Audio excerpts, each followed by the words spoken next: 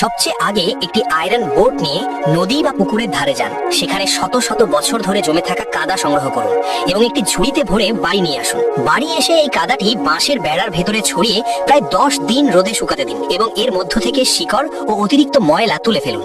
এরপর ছোট ছোট পাথর আলাদা করে দিন যাতে শুধু খাঁটি মাটি থাকে।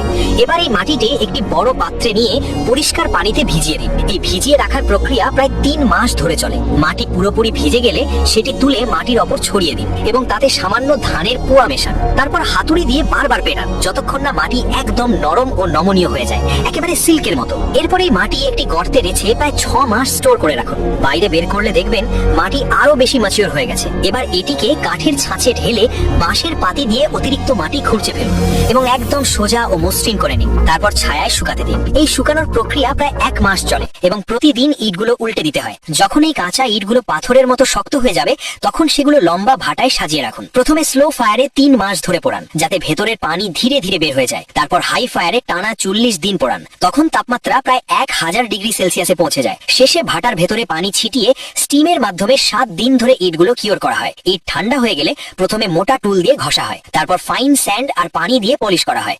এই সময় কারিগরের হাত ক্লান্ত হয়ে পড়ে, কিন্তু ইটের গা হয়ে ওঠে কাঁচের মতো ঝকঝকে। কোণাগুলো গোল করে দেওয়া হয় যাতে সহজে ভাঙে না এবং ছুলে নরম লাগে। ফাইনাল টেস্টে ইট একদম সোজা ও অ্যাকুরেট হতে হবে। ভারী কোনো জিনিস দিয়ে আঘাত করলে মেটালিক সাউন্ড আসতে হবে। 3 দিন পানিতে রাখলেও ইট ভাঙবে না, লিকও করবে না। এমন ইটকেই বলা হয় গোল্ডেন ব্রিক্স, যা একসময় রাজপ্রাসাদে ব্যবহার করা হতো।